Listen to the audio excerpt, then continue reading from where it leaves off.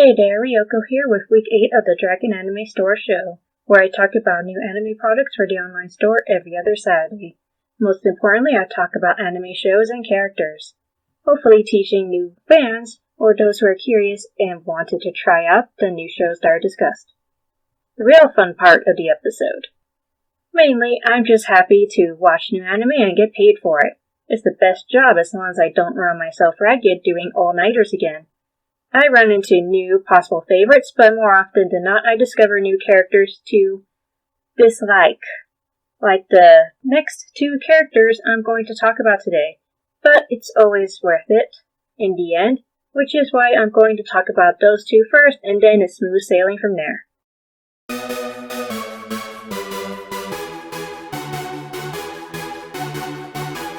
Bleach Plushie Cone. 5.5 inches by 2 inches by 8 inches, or 13.97 centimeters by 15.08 centimeters by 20.32 centimeters. If you know Cone or watch this episode, you're going to see why I don't like these characters types and these kinds of jokes. They're common in anime because viewers mostly find such antics charming or funny. It's not for me, and I try my best to keep this show and these products kid-friendly. However, if you wish to check the shows out for yourself, and certain parts of it upset or annoy you, I can't exactly say what those elements are here on the show, so please talk to other fans about these shows, especially before trying the show out. This show is meant to spread the fan love after all. Sorry, there's only so much I can describe, but I'll do my best when it comes to mature shows or moments. Bleach was created by Tite Kubo. It was a shonen show produced by Pirate that lasted from 2004 to 2012.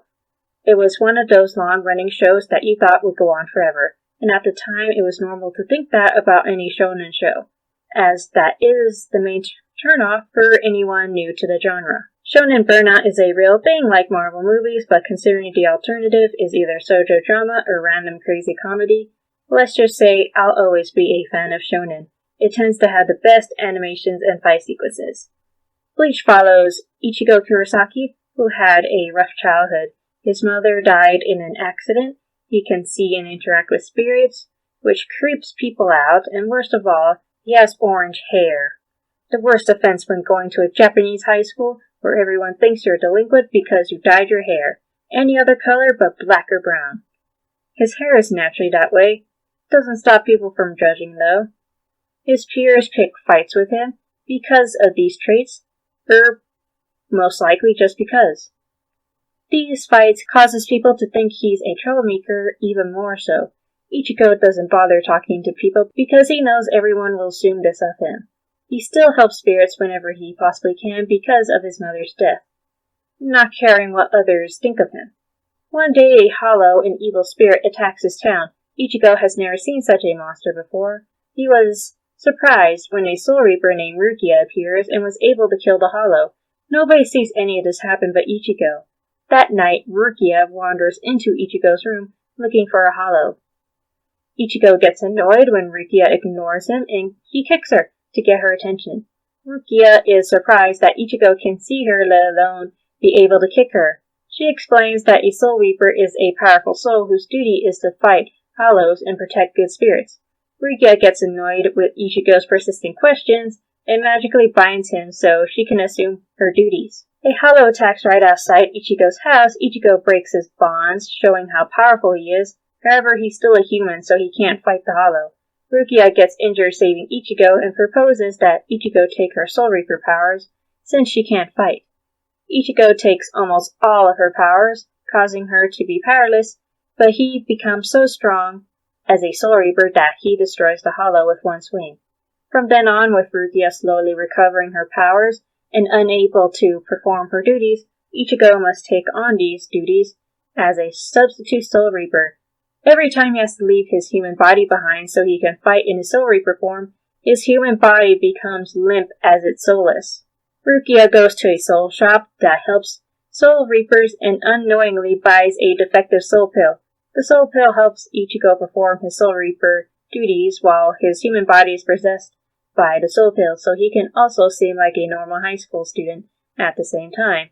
The soul pill ignores Ichigo's orders and runs rampant trying to have a fun life. Being a soul pill, he can still experience the world around him, and it's like a very dull limbo state whenever he gets exorcised out of a body and becomes a pill again. Despite all the trouble the pill caused, Ichigo feels bad for the pill and has him possess a lion plushie.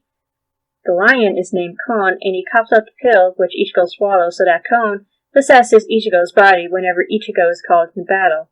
You mainly see Kon as the lion doll. Kon is eccentric, mischievous, and very, very creepy. What a surprise! Ryoko finds a cute stuffed animal creepy. If you've seen the things I've seen, you would know to fear them. Kon is loud and annoying, but that's the worst of him. Let's just say I'm glad this plushie doesn't have a soul. It's a nice line design, I'll say that much. I just don't like the character it's based on. This plushie is great for cosplaying any Bleach character. He kinda sticks around everybody like a loud, immature leech, sucking up all of the screen time that they would have been used for actual character development. I picked a heck of a character to start the episode off with. I loved Bleach, it was a great show, but everyone has that one character they hate, and they endure it so they can get to the parts that they absolutely love. I do miss this show sometimes. Let's move on to a modern show that I finally got a chance to try out.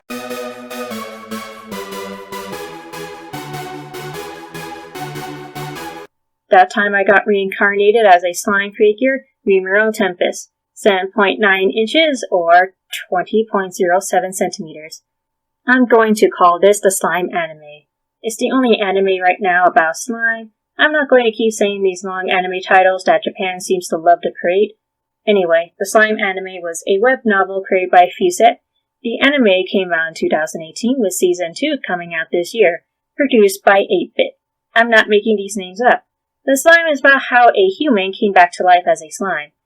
Satori Mikami was a normal human from Japan who happened to be stabbed to death. It was weird how the criminal ran straight for him and passed by many people, like he was the target or something. Satori's final thoughts before death somehow causes him to be reincarnated as a slime, reborn in a fantasy world that works almost like a game. But it's not. I love learning about how it works in a new species, as Satori's slime body can absorb anything and anyone then gain their appearance and powers. It's a lot like Boo from Dragon Ball Z, except the slime is blue and could have limbs if he wanted to, just doesn't feel like it. The slime oozes around in the cave he was born in, absorbing materials because he had nothing better to do, and gaining new skills like grinding in a video game. The slime rams into a barrier somehow, taking damage. He can't feel pain, but he somehow takes AP damage. From what? Magic? The barrier holds up a powerful dragon, Veldora the Storm Dragon. Veldora has been in prison a long time and is very bored and lonely, so the two quickly become friends. Veldora teaches the slime about how magic works in this new world. Veldora also grants the slime a new name, Rimuru. Rimuru in kind gives Veldora the family name of Tempest, after Storm Dragon, so they can both share the same name, showing their friendship. Rimuru uses the Sage Mode, which is an ability that he was reborn with and has helped him since he has woken up in this new world. It's like hearing a tutorial AI in your head and a command center that you can control with your thoughts. I'm really jealous. I would like a Siri that can actually work and in my head. Sage Mode tells Rimuru in order to free Veldora he must attack the barrier from the outside and inside at the same time. He can't absorb the barrier alone, but he can somehow get inside the barrier. Then again, how did he touch Veldora's claw when they agreed to be friends? There's so many elements here that continue to confuse me. Fans of the slime anime, please explain. I would love to know. Rimuru still absorbs the barrier in Veldora, whole, possibly killing him or storing him inside of himself as Rimuru explores outside a cave with his friend in tow. Rimuru doesn't feel Veldora, but the barrier was absorbed as he learned how to do the barrier spell now. Rimuru believes Veldora is fine, but he has to explore and make stories to tell him about later. Rimuru makes his way out of the cave, fighting monsters, absorbing them, and gathering new skills and resources. At the entrance of the cave, Dungeoneers happen to open a door and enter the cave while Rimuru sneaks outside. Rimuru bounces along in the forest and runs into goblins. The goblins, sensing Rimuru's overwhelming aura, and plead for his help. I guess when Sagemo started sensing magic around Rimuru at all times, so he can sense danger, it just didn't do it on Rimuru himself. Rimuru gave off a huge amount of aura after absorbing Veldora. The goblin village had been plagued with attacks from direwolves ever since Veldora has disappeared. The dragon's aura kept all of the forest around the cave safe and in order. Rimuru agrees to help the village with the direwolves. After killing the direwolves' leader, Rimuru spares the pack and lets them live together with the goblins. The two tribes, now one, work together surprisingly well considering the spilled blood from both sides. Rimuru soon gives the villagers names since monsters don't have names and he feels it'd be more convenient. I love this mechanic and it never gets old for me. When a monster is granted a name, the magic that comes with the name grants a great power increase and almost always evolves the creature into a stronger species. The goblins turn into hobgoblins, and one of the direwolves, Ranga, turned into a tempest wolf. Rimuru runs out of magic after naming so many monsters and proceeds to sleep for 3 whole days. I'm a collector and RPG fan, so the evolution mechanic is always my favorite part. It always piques my interest what the monster will become once Rimuru names them. Towards the middle of the series, Rimuru had the village elder become Goblin Lord and lead the whole village, so Rimuru doesn't have to. Rimuru still has a lot of respect from the villagers, and his word is law and final. Otherwise, the villagers basically manage and run as a growing village, with hundreds of villagers of various monster species at this point. The adventurers that first opened the cave that Rimuru was reincarnated in visit the village due to weird rumors of a simple slime monster ruling it. The group has added Shizue Izuwa as a temporary member. She has her own story and reasons for traveling that ends up with Rimuru battling a demon lord. One thing I like about the show is that it sticks with its rules and you know how to solve the problems, along with the characters using the tools that are at their disposal, without a random deus ex machina popping up. The slime anime doesn't add completely new, random elements to the world like that, even though the characters have been in there for so many years and should know about it already. Sword Art Online, you sorry excuse for world building? Bitter, much? The characters of the slime anime are fine, but I'm a fan because of the world building. I still tolerate the same antics that annoy me about Cone for the same reasons I continue to be a fan. It's so I can get to the best parts and me wishing so hard that this was a video game. So much. Long story short, Shizue dies and requests that Rimuru absorb her, somehow preserving her in a happy state forever. It's an anime moment, they never make sense. If it made you feel some feelings, then it did its job. Rimuru gains her fire abilities and her appearance somewhat. His hair is blue, and his height is shorter than Shizue's actual height, but the design looks good. Sometimes when Rimuru turns from a human to a slime, his clothes transform with him and disappear, but they mostly don't and fall to the floor. That's pretty inconsistent. His human form is still not intimidating, so enemies still underestimate him, whether as a slime or human. You'll sometimes see this figure with back wings, as Rimuru can transform however he wants. This figure with rings kinda looks like Veldora's dragon wings, but it's from a bat, you can tell. Rimuru is halfway between human and slime here. Always a very interesting action pose for those who can freely change form. It's okay to be jealous of such an ability. I'm not jealous of Rimuru, you're jealous. Next.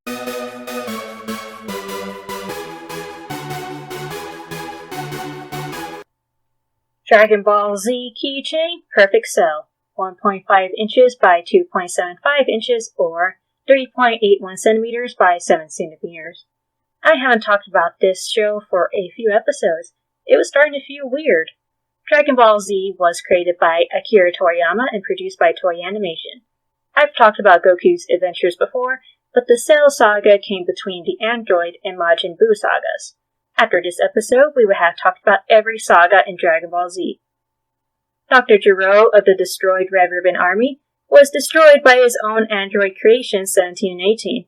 The androids then activate another android designated as 16, just because they're curious. The androids fly off to find Son Goku and kill him, just in their own leisurely pace instead of straight for his house. Vegeta fights Android 18 and loses badly. The other Z-Warriors try to help but get easily knocked down by 17. The androids leave to continue their task with the fighters beaten. The fighters recover and set off to find their own way to train. At the same time, they have to move Goku around as he's recovering from a heart attack, so the androids don't find him right away. Piccolo is a Namekian whose race has a forbidden technique of splitting their evil and good halves into different bodies. Piccolo was the evil side, while Earth's guardian Kami is the good half. In order to gain more power, Piccolo must fuse back with Kami, effectively killing Kami for the greater good of the Earth.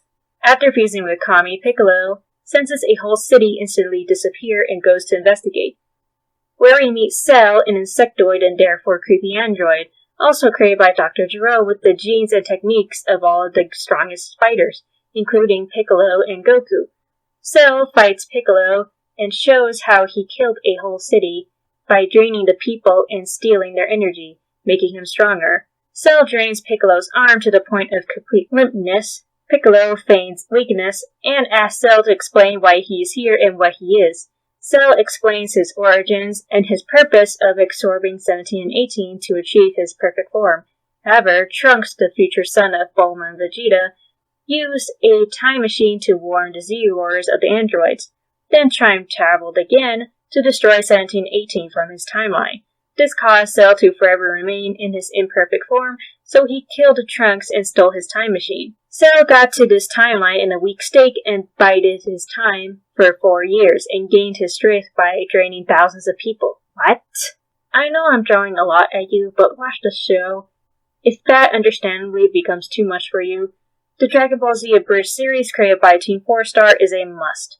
It's the best abridged series, and even fans who haven't seen the original show find it hilarious and informative. Only watch for mature audiences. After Cell is done telling the story, Piccolo has heard enough and regrows his arm.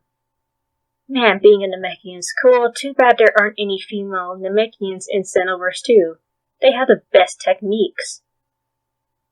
Other Z-Warriors show up on the scene and Cell makes a hasty retreat. Cell continues to absorb people, and in the meantime, Goku has recovered. He gathers his son, Gohan, as well as Trunks and Vegeta, and introduces a training ex-machina to help fight the androids. The hyperbolic time chamber warps time so he can train a whole year in the chamber while only a day passes in the world. Only pairs can go in at a time, so Trunks and Vegeta go train together first. The androids didn't find Goku at his house, so they head to Master Roshi's place, but they are too late as Goku has long recovered and waits on Kami's lookout. The rest of the Z-Warriors are taking a break from not being able to locate Cell on his rampage at Master Roshi's house. The androids are frustrated that Goku isn't around, so 17 fights Piccolo. The energy from the fight attracts Cell, and at this point, he could take on almost any fighter. Piccolo and Android 16 try to prevent 17 and 18 from being absorbed, but fail as Cell goes from his imperfect form to his semi-perfect, and lastly his perfect form. Perfect Cell is so strong that not even Goku can easily fight him, even after training in the chamber. The design of Perfect Cell is unique. I can't quite say it's cool or appealing, but it's special. Out of all of the DBZ villains, this design is the best looking one in my opinion. Next up is a sequel series I mentioned before when talking about the original series, and never got a chance to do.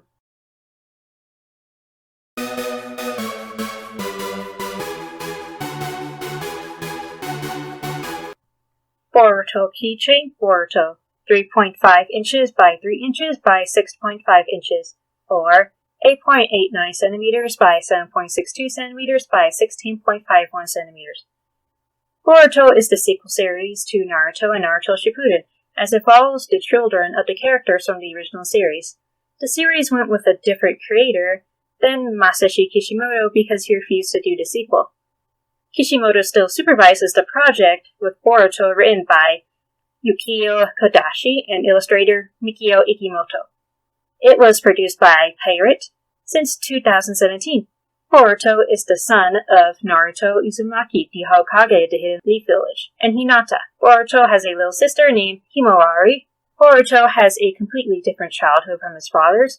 Boruto's spoiled, is loved by all, both of his parents are still alive, and he doesn't aspire to be Hokage. He barely wanted to be a ninja in the beginning, only enrolling in the academy to annoy his dad. There's the movie version that came out before the Boruto series was made that had Boruto paint the mountain heads of the Hokage leaders with graffiti similar to how Naruto did it when he was a young prankster. Like father, like son. The anime series had this happen later on in the run. Boruto didn't like that. Since Naruto became the Hokage, he spends all of his time and energy working. So Boruto would act out to grab his attention or rebel out of anger. Boruto is so similar to Naruto in terms of personality and looks, but the show makes it clear that this is Boruto's story, not Naruto's anymore. The anime was designed for the next generation of anime fans, with references to the previous series for older fans. It's the same world after all. It introduces the ninja world all over again in a non-redundant manner for those who may have already seen the show and know how it works. It's not required to watch all of the Naruto series.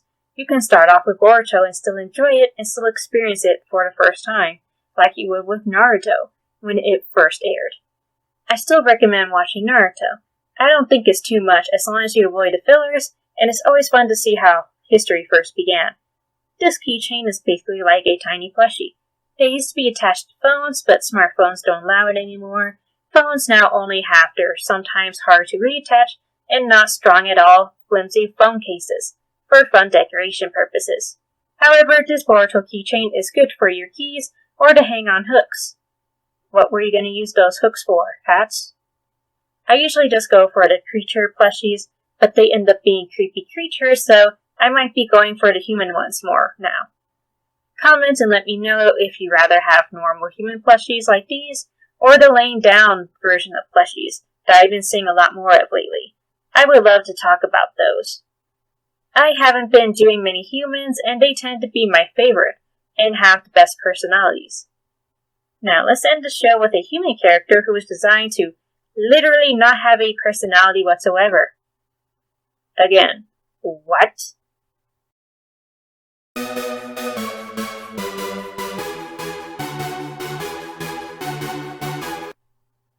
Persona 5 plushie Ren Joker Amamiya, 4 inches by 3 inches by 7 inches, or 10.16 centimeters by 7.62 centimeters by 17.76 centimeters. Persona 5 is a P Studio game from 2016 where you can pick the protagonist's name and choices, such as who to hang out with and how to spend your day. I would say who was the development team, but this episode has gone on long enough. I gotta say I love and respect the game series that goes into making these. I love them. The anime was adapted by Cloverworks during 2018. Unfortunately, the main protagonists of all the Persona games are purposely made bland so the player can project whatever personality they would like while playing. This doesn't transfer well into anime.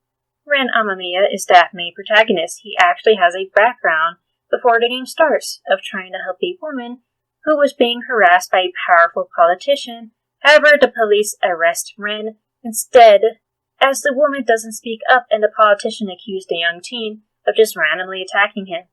Ren goes into the delinquent program of Shoujen High School and must move into the new town in order to attend. He moves into a family friend's coffee shop and sleeps in the upstairs room.